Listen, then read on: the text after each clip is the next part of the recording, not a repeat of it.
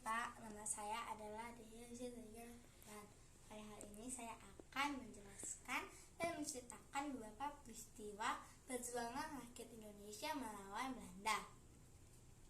Belanda pertama kali datang ke Indonesia pada tahun 1596, di mana tujuan mereka datang ke Indonesia adalah untuk membeli rempah-rempah yang ada di Indonesia, khususnya mereka berada di Banten. Tetapi lama-kelamaan Belanda semakin kasar kepada Banten dan menyebabkan pertarungan sehingga masyarakat Banten mengusir Belanda. Belanda pulang ke negaranya. Setelah itu mereka datang kedua kalinya ke Indonesia pada tahun 1598 yang dipimpin oleh Van Eyck, di mana semenjak itu maka kapal-kapal perdagangan negara Belanda datang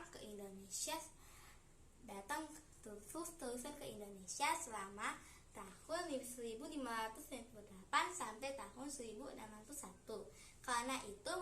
Karena sebab itu menyebabkan pertarungan antara bangsa lain atau bangsa asing. Belanda melawan bangsa asing untuk merebutkan rempah-rempahnya negara Indonesia.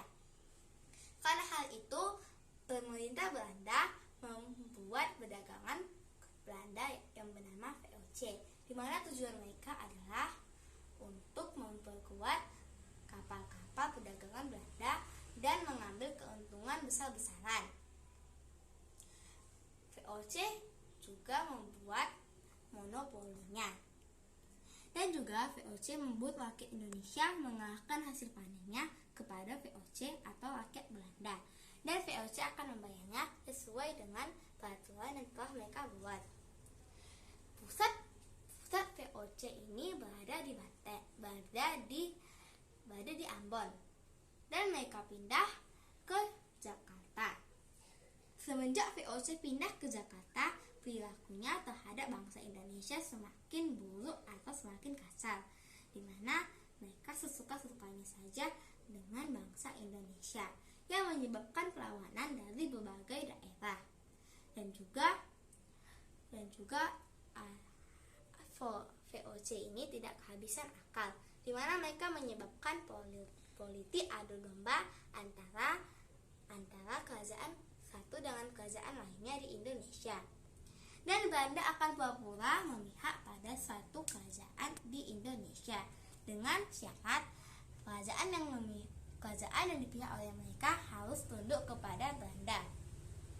Tetapi untung saja VOC ini bangkrut pada abad ke-19, dan pada 31 Desember 1799 VOC ini dibubarkan. Dan pada tahun 1830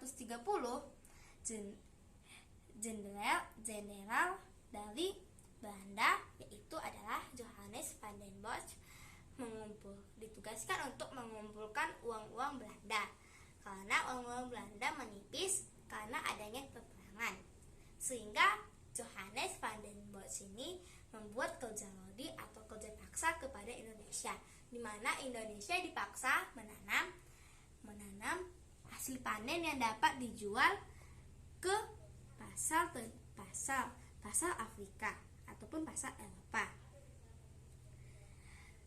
Rakyat Indonesia disuruh menyisakan tanahnya sempurna untuk menanam, yaitu teh, kopi, tembakau, dan lain-lainnya. Kerja lodi itu bertujuan untuk melunaskan juga hutang-hutang pada Belanda dan juga untuk menguasai Indonesia. Tetapi ada juga rakyat Belanda yang menentang tersebut, yaitu adalah Edward. Sekian Pak, terima kasih. Saya Elodie.